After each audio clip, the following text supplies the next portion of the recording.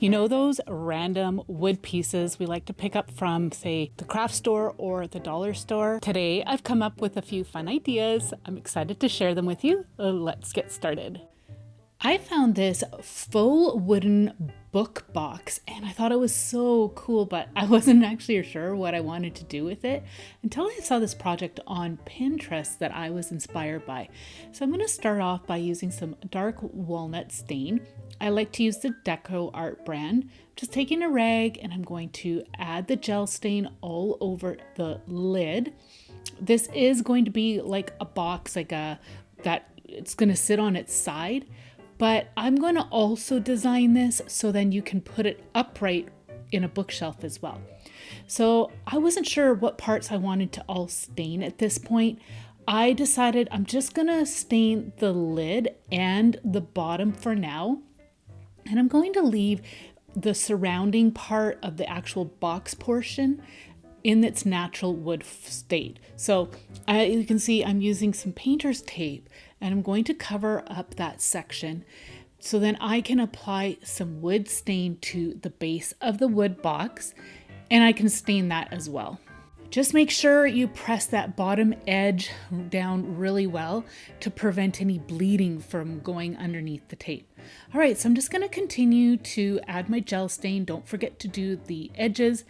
And I'm going to also do the underside again because I wanted it to be placed within a bookshelf, and I thought just in case you see the underside, that will just gives it some continuity.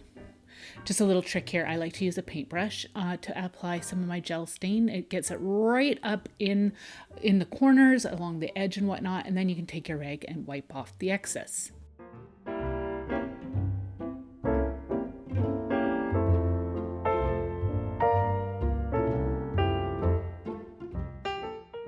Okay, so I've allowed that to dry and you can see how there might be a few splatters. You can just sand those off.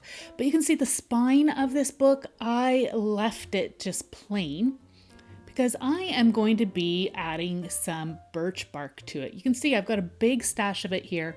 I've got these little thin pieces. I've got some thicker pieces.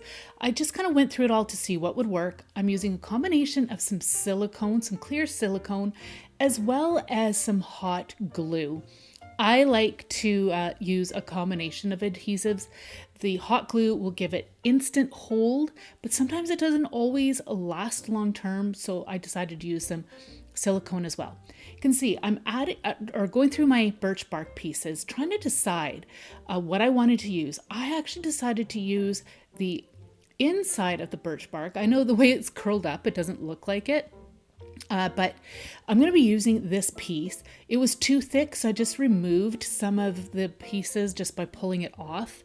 And now I'm going to be cutting this piece down. I wanted to create a label for our faux book. So I really like the contrast with this particular piece of bark and then the outer bark that you can kind of see laying on my table. Plus this piece of bark goes really nicely with the stain as well. So you can see all I did was just kind of butt it up against the wood box and I'm going to just cut it down to size and I'm just continuing to see how it works. I decided to sand the edges just a little bit just to smooth them out. This is optional. I just went ahead and just did each side that was going to be overhanging the edge of the wood box. So I'm just figuring out placement now. Once I'm happy with that, I'm going to go ahead and add just a little bit of the silicone. That again will give that nice long-term hold. I just add a little bit in the middle and then I'm going to spread it out. I'm just being sure not to go right up to the edge because the edges is where I'm going to be putting my hot glue. I do find that hot glue actually does hold together really well for the long term, but occasionally I have discovered that sometimes my pieces do lift up, and so I'm not sure how that will work here, so that's why I decided to use the combination of the two glues. So I added my hot glue, working quickly, put that label into place, and now I'm going to go through all my birch bark again and figure out what pieces I want to use to finish covering up the spine of this box. If you find that you've got any debris on the underside, you can clean that up by just scraping it off. You're just gonna have to just go foraging. I've got lots of videos on that for you to check out down below so you can see how I do it. And I also have some videos that I share on how I prep my bark as well for crafting. Again, I laid my piece out and I'm gonna just cut it down to size, running my scissors up along the edge of the wood box. And you can see the same thing on the bottom edge. And then I'm going to go ahead and do the same thing on the other side. You could use any bark that you'd like. And if you can't get your hands on any bark, then you could just use some scrapbook paper in a bark pattern or a wood pattern, or you could just stain the whole box as is if you'd like.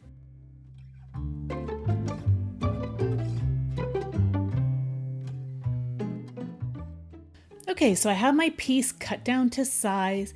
I'm going to go ahead and add the silicone directly to the wood box this time. Again, I'm just going to go ahead and spread that out. I'm just using a branch, but you could use a craft stick or whatever you have on hand.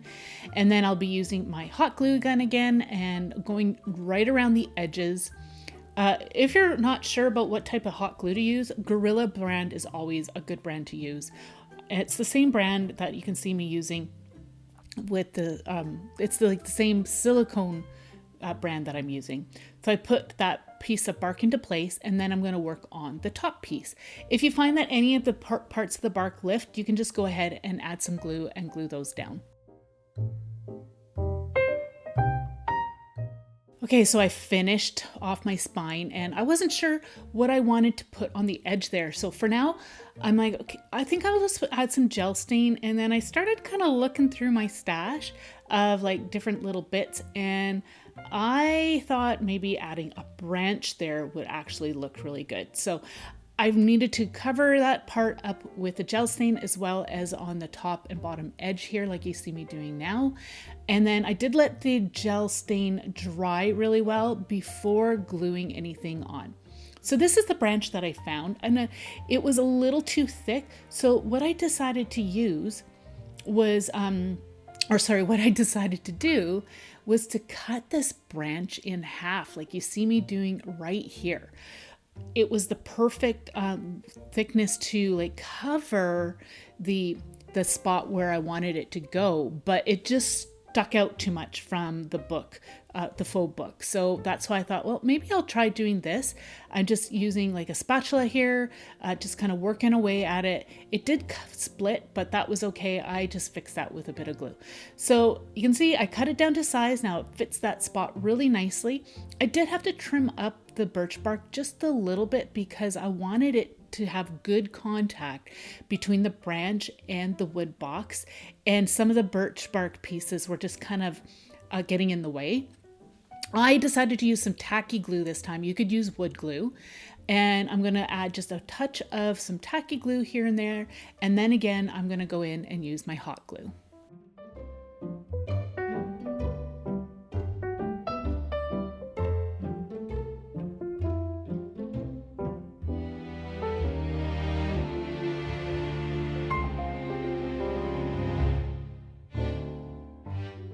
So I went ahead and used the other half of that branch on the bottom side of the wood box. And then off camera, I just added a few word stickers to the label, but you could put anything you'd like there, but that's it. I think this turned out really, really cool. It's such a unique piece and would look great on the bookshelf.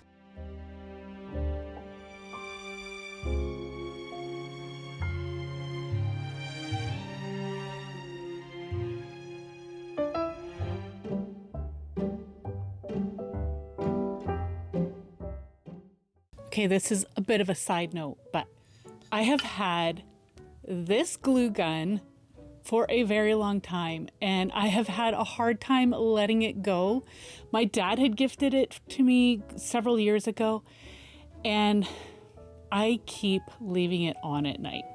So today is the day I am letting it go. I wanted to share this about my glue gun because I have had a lot of people in the past say, oh, that glue gun is horrible, but I just couldn't let it go. But after it being a hazard for me for this week especially, I have left it on one too many times, and I'm like, you know what? It's just time to let it go. So I also got myself a new hot plate here. This is just a glass trivet that I get from Dollar Tree, and I love this glue gun. The only thing is that the cord is kind of stiff, but I'm hoping that over time it will soften up. But otherwise, I'm really happy with it. There's times where I need to let go of all these intricate little details in my crafting and just make things simple. So this next project is definitely that. It is a very quick and easy project that you're definitely going to want to try. Okay, so this is a nightlight I grabbed from a store called Dollarama here in Canada, but you can get these at Dollar Tree, and I'm sure you can get them at places like Walmart or Home Depot. These are really fun to decorate. I've done them in the past, but this time I wanted to just create a simpler version by using some of these laser cut wood pieces. These ones I picked up from a dollar store, and these ones are left over from a laser cutting project that I had done in the past. And I thought, how fun would it be to add these to the nightlight here? It's such an easy project to do. I've seen lots of different versions on how to convert these nightlights into something fun, but I have never seen anybody use some laser cut pieces on these. So I'm just giving you a few examples of how you can add the little embellishments. Of course, it depends on what you have. You could add just some flowers or what have you. I wanted to create a little scene, so I'm going to do a mix of the little house, cloud, and stars. I will paint them just a little bit, just so they look a little bit different in the daylight, but you don't have to do that step. I am using a combination of silver, warm white, and some smoky gray here. And that's what I'm going to be using. I do end up using some white paint as well on the cloud, just to give it a little bit of some interest. Again, that will be when the light is off. This is the project that just came together so quick and easy, and it actually was great timing because one of my night lights have burnt out. I do find that these LED night lights, they don't last forever, so I was so happy that I came up with this idea, and it looks really, really good in our bathroom. So to adhere them, I am using some hot glue, and you won't have to worry about any heat radiating from these lights that will cause the hot glue to melt or anything. This worked really well. So I'm just going to go ahead and put those into place, and then it will be ready to use. And it looks so cute. I love how it turned out.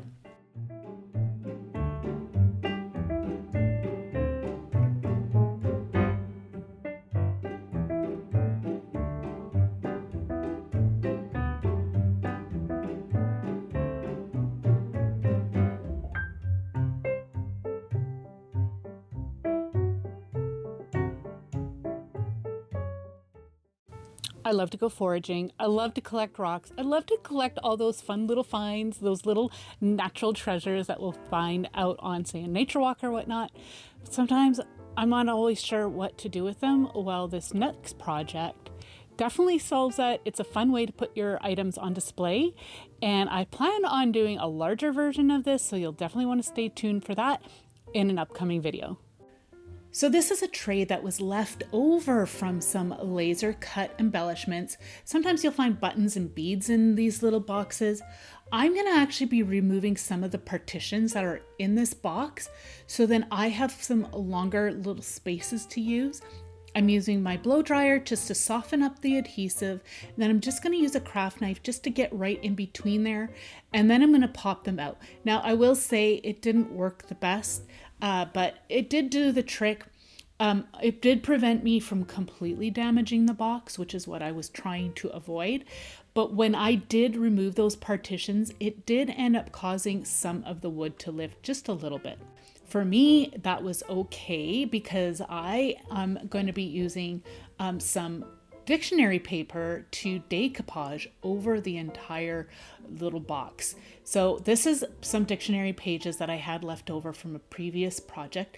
I just started to randomly rip the pieces down, but as I started to work on the project, I did discover that actually it's easier to apply all this if your pieces are a little more uniform, because these dictionary papers were not that thin. If your pages are a lot thinner, then it might work a little bit better, but hey, this is what I got, so that's what I'm going to use. All right, so I am using some matte decoupage glue, and I'm applying a layer to the inside little cubbies, and I'm going to start to add my little pieces of the dictionary paper. I'm gonna put them in place, and then you can start to add your glue over top. Now I did end up getting like a little spatula, a metal spatula, and then I was able to press the papers right into all the little corners and edges. That was very, very helpful. I am going to say this project did take me a while. It took me a lot longer than I thought it was going to, but it ended up looking really, really good in the end. So for me, it was worth it. You do not have to decoupage if you do not want. You can stain it, paint it, leave it as is. But I just wanted to try this out to see how it would look, because I have seen something similar on Pinterest and I really liked the look. So like I said, just wanted to try it out. So I'm going to continue to add my papers and going right over the edge. I am also going to be doing the backside, but there is a way simpler way to do the backside than doing all these tiny little pieces. Here's a little tip for you. On those longer sections, you can see I've got a longer strip of my paper. That made it so much easier to cover those nice long sections that I had created. You're also going to see that my dictionary pages are going in different directions. That was on purpose. That is the way I wanted it to look. Of course, you can have it so that the words are actually legible, but for me, that wasn't necessary.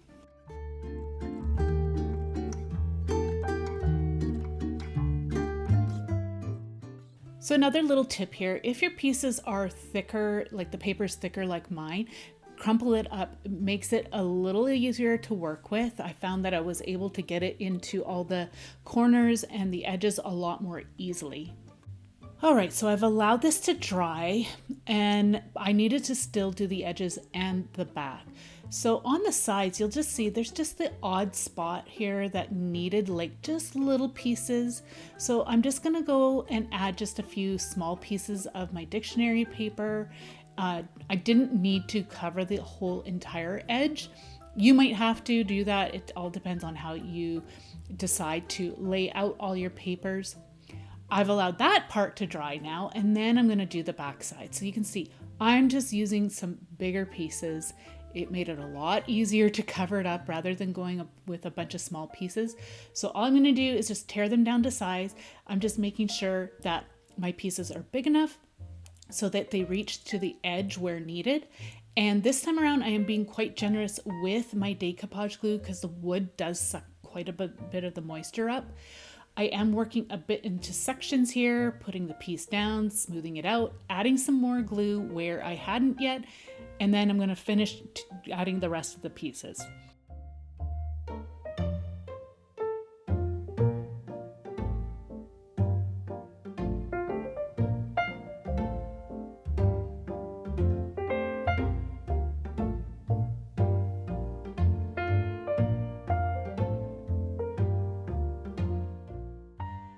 So I'm going to add a coat of the glue over top, set it aside, allow it to dry well, and then comes the really fun part of this project.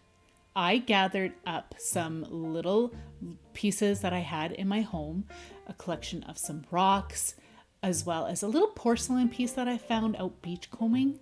I also have a selection of some natural elements such as dried flowers, pine cones, even a little piece of some birch bark.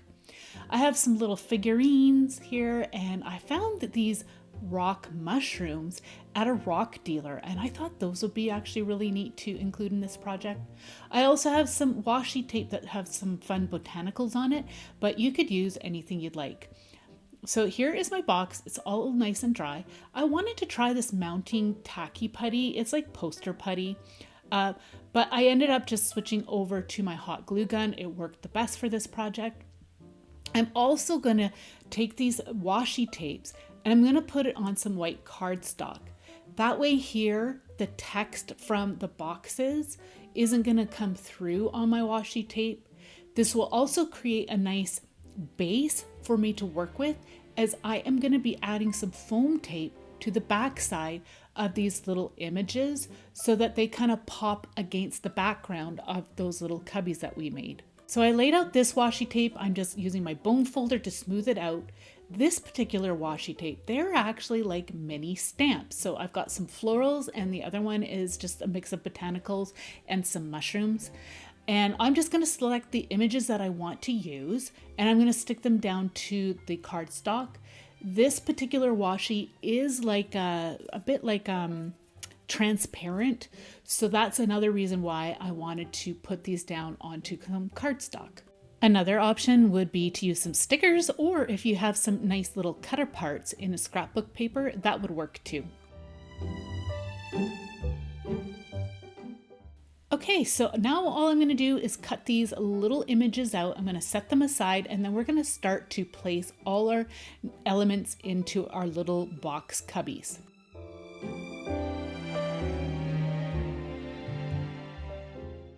So I like to place things first before I glue anything down, just in case I will need to move anything around just to create a more balanced look. There is no right or wrong to this project. Just add whatever you have. These little boxes are called like little oddity boxes. I think that's what they're referred to as. I thought it was just kind of a fun thing. So I knew I had all these fun little bits, so I wanted to include them into this little cubby that we created. I do plan on doing this on a bigger scale. Like I said in the beginning, you'll definitely want to stay tuned for that because I've got some really fun ideas for that one. But in the meantime, I wanted to do just a smaller version to try and use this leftover box from those laser embellishments and what have you. So I'm just going to play around, and then we're going to start to glue things into place.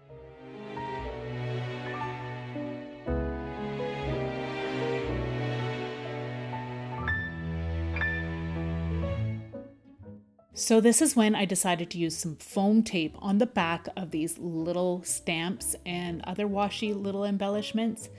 That way here, I knew that they would stand out against the background.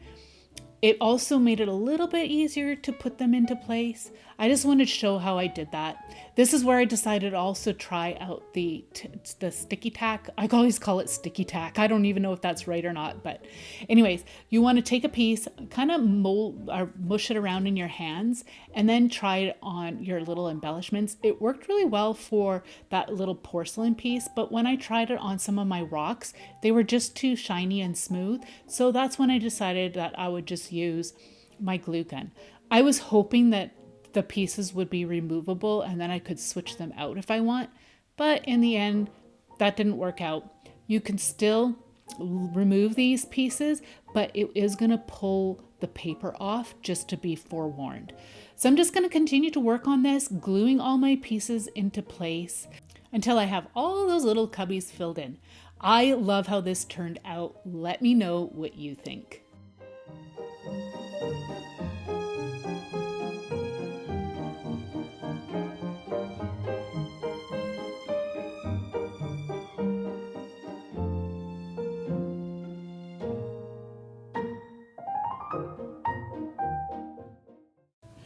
This next piece has got a lot of meaning for me.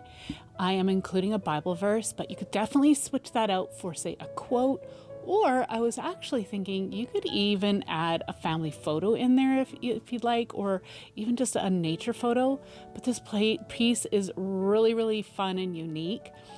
And it is a little tedious, but it is definitely worth it in the end. I found this wooden mini barn door at my local craft store, and I also found these square wood dowels, and I'm like, how can I utilize this with this frame? Came up with this idea to actually create a usable door, and these wood dowels are going to create my door frame. I found that the easiest way to get the right measurements was actually to put the wood dowels right up against my barn door and then use my pencil to mark out where I needed to cut them down. I am going to use this miter box here, and I know I'm not using the right saw, but this blade was nice and slim, and I knew it would work just fine for this particular project. So I'm going to go ahead and cut down 4 pieces. I needed 2 long ones and then 2 short ones, and the short ones are going to fit in between the 2 long pieces. You'll see here in a bit what I mean. I'm going to put my 2 long pieces into place, and then I'm going to take my 3rd squared wood dowel. I'm just going to quickly measure in between here, but I'm going to take that figured out my measurements, and then I cut down 2 smaller pieces, and you can see how they are fitting in between the 2 long ones. I'm also going to be using some hinges for this project, again, because I wanted to create an actual usable door. And for me, what worked best was aligning my hinges so they met the middle of the front wood braces that were in place.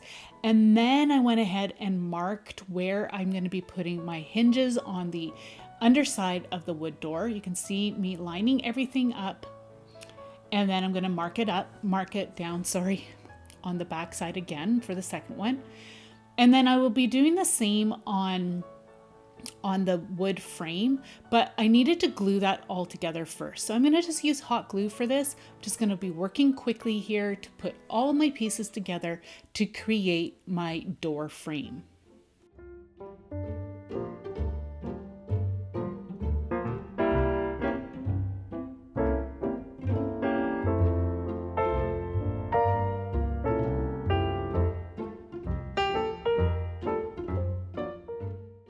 So it works best if you're working on a nice hard flat surface. That way here you get it all lined up perfectly. Now I'm going to put my front door into place, marked out the center portions of those brackets that were on the door, and that should line up with your brackets, the hinges as well. I'm going to mark those off as well.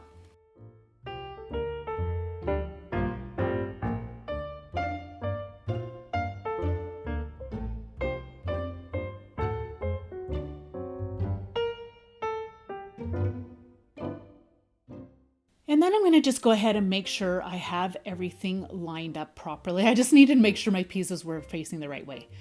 I am going to be using burnt umber. It's a nice dark brown. At first I went and used espresso and it wasn't dark enough, so I went into my stash, grabbed my burnt umber paint, and it was a lot better. I'm going to go ahead and paint the door frame as well as my door.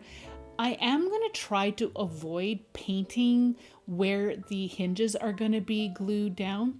That's just because sometimes I find that the glue doesn't stick really well to the craft paint, but I did make one mistake. I just wiped off the excess paint and it ended up working just fine. So I'm going to go ahead, paint the door and the door frame, and then I'm going to set them aside and allow them to dry. Remember, like with my piece, I had to remember to get the paint in between all the grooves as well. I don't know where you can find doors like this. This is just a piece that I picked up a while ago at my local dollar store called Your Dollar Store with More. Thought it was such a fun piece and I wanted to try doing a really cool project with it. So here's my pieces all painted. I wanted to make this look like a really old grungy barn door. So I'm using some dark green paint as well as a dark gray paint. And I'm just dry brushing some brush strokes of this all over the door. It's not gonna look perfect. I don't want it to look perfect. I wanted it to look old and weathered. So I'm gonna go ahead, add this paint all over the front and add some to the back side as well, just here and there, really rough. I'm gonna go ahead with the gray as well and do the same thing.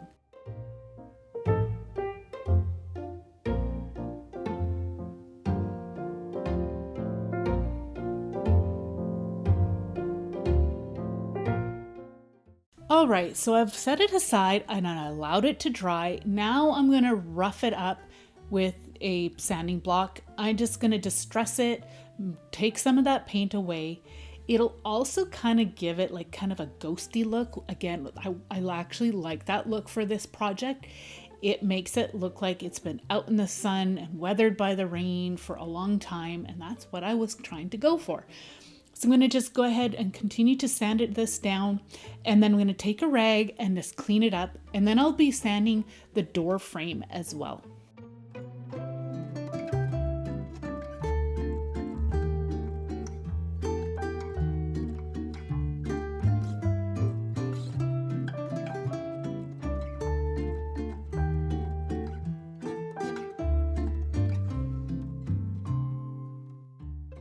I have to say, this actually turned out really good. I love the way it turned out.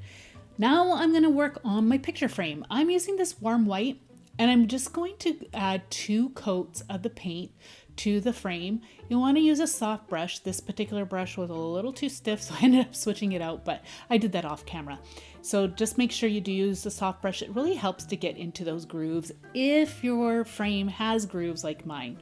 I just picked this up from the thrift store and it works really well for these different projects. They're just really nice and cheap and great to use for different craft projects. I'm going to go ahead and do the edges and the inside edge as well.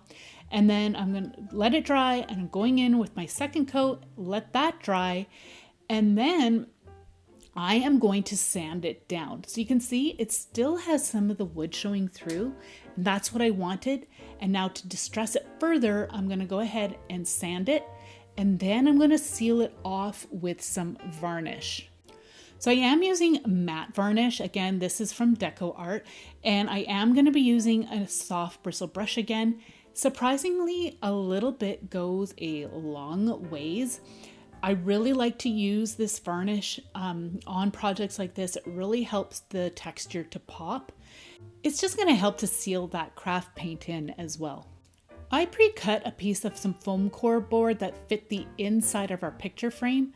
I'm placing our door frame into place, making sure it's centered, and then I'm going to be tracing around the outside of the door frame. I needed to cut out a piece out of this foam core board for my door to fit. And there's going to be a reason why, and I'll tell you here in a minute. I'm going to use a steel ruler here and a craft knife, and I'm going to be cutting out that section. It didn't end up being perfect. I did make a little bit of a mistake on the top, but I will be fixing that, and I'll show you how to fix that later. But in the meantime, I'm going to go ahead and cut this piece out. Once you have it cut out, you can then just check again to make sure your door frame's going to fit there. I had this piece of scrapbook paper in my stash, and I loved that it looked like weathered old wood. And I am going to be adhering it to the foam core board. I'm just using this glue stick. It is an Aleene's glue, and it's like an industrial strength. It actually works really well. I'm just generously applying it to the foam core board. And then I'm going to be applying the scrapbook paper over top. Again, I'm just figuring out the placement though. There's that one little spot that I didn't want showing. I just wanted just that rustic wood. I didn't want that little chunk that's missing out of the wood pattern. I didn't want that to be showing. So I'm going to be placing this paper in a way so that that won't be part of the pattern. So I'm going to put the paper into place, lining up the bottom, smoothing it out. I'm going to flip it over, smooth it out again, place something heavy over top, and allow that to dry. It doesn't take too long to dry. Once it does, again, find a nice flat surface, and then I'm going to be taking my craft knife and like cutting out the paper portion. You can see I put my the door frame into place again, and I'm going to cut around it because I discovered that there was a little bit of a gap. So this is one way to get rid of a gap. Then you're cutting around the actual piece that you're going to be fitting within the space rather than cutting it out, going by the way you cut your foam core board. I hope that makes sense. It makes sense in my head, but sometimes I know I say these things and it might not fully make sense. Let me know. Anyways, so I cut that down and I put my wood frame into place here, and it was still a little bit off. It wasn't as bad though, because it was really, really bad before. There was like a huge space that was on the top. Anyways, I'm going to finish cutting out the scrapbook paper, just using a nice sharp knife, running it along the edge, using a nice flat surface. All right, so I've got that all cut out. Here are my scenes where I've printed out my Bible verse that I want to use for this project. Here, I'm just trying to decide which scene I wanted to use. I did this up in Canva, and I really like this, but I thought it was too contrasting. This one looked too washed out. This image was perfect. It kind of reminds me of our forests up in the mountains here, and I thought it was just so perfect. So I'm going to have the Bible verse here for you. So if you want to go and check that out, it will be available to you there. I'm going to use, again, just my glue stick, and I'm going to apply it to the back side of our door frame. So the idea is that you're like in this rustic old weathered building, and you open it up, and then you're gonna walk down that trail that's in the image towards, I don't know, creation. Creation's in the background. And I don't know, I just thought it was just like such a fun way to put this together. And I thought, you know, Easter's coming up, and I thought this was so fitting to include a Bible verse into a project. I'm just gonna again line everything up here just to make sure it's still all working together. My picture frame is all nice and dry. I'm going to do a dry run with my foam core board to make sure it all fits, and it does. It was a little bit crooked, but that's okay. There was enough wiggle room for me to just fiddle around with it. Now, there are some little metal pieces on the back that holds glass into place. I needed to remove one of them at the base here. You may need to do that as well. You might not, I don't know. I'm gonna push those little metal pieces into place and do a dry fit to see if my pieces are going to fit into place. Now, my door frame does not fit into the space. The bottom edge of my door frame, I actually needed it to sit on the edge of my frame at the bottom. If I didn't do that, my door will not fit. So I needed to do some adjusting here. I put my door frame at the bottom edge, so it's sitting on the bottom edge of the picture frame. And then I'm going to mark off where I needed to cut the excess so that the door frame is going to be sitting on the inside edge of the bottom of the frame. I hope, again, that makes sense. So I'm just going ahead, trim that off, remove any of the excess, and then I will show you how that fits. Okay, if I did everything right this time, things should fit together. Remember when you put your foam piece in, you put it in the right way. And then I'm going to just put those little metal brackets into place.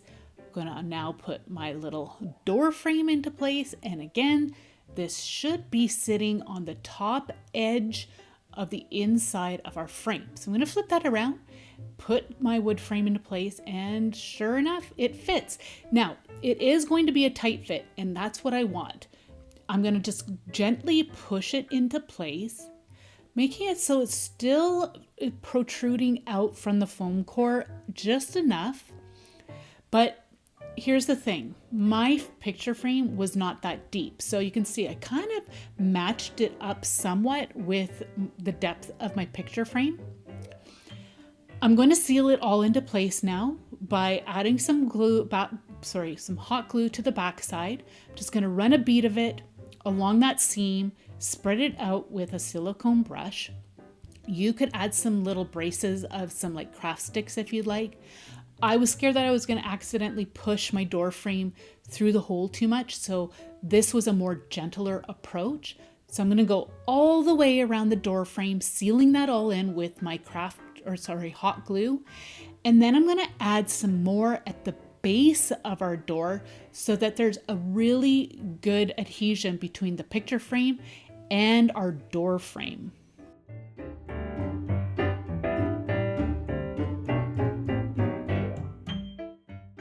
So you can see how that looks. I love that. There's a little bit of a hole, like a little bit of a gap at the top of our door frame. So I thought to fill it in, I would just add a few branches, and I'm going to apply those with some hot glue. Now, if your picture frame is a deeper frame, you might be able to adhere your door frame directly to your foam core board. It really depends on how big your picture frame is. Since I've got a thinner frame, I needed to recess it into the foam core board. That is the reason why I needed to do that step. Okay, now time for the hinges. I started off with hot glue, and this worked initially until I went and added it to the second piece, and then the hot glue just was not enough.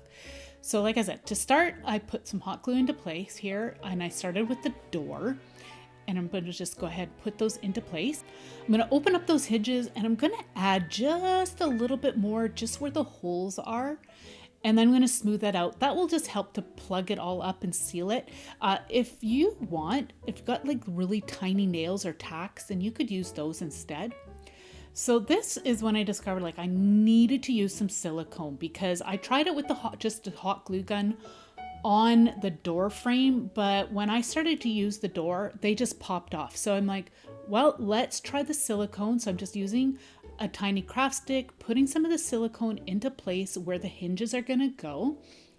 And then I'm gonna go ahead and use my hot glue gun to give me that instant hold while the silicone sets. So once I have that all into place here, I'm going to tip my frame to the side, and I'm also going to tip my door to the side and line everything up, pressing it all into place, pressing them down, laying it flat, and then I'm going to let that set up. You have to keep it lying flat and don't touch this until that silicone sets up. But here we go. It's all set up. I love this so much. This has got to be one of my favorite pieces that I've done in a while. It turned out better than I had hoped. Let me know what you think and what you would do differently for this project.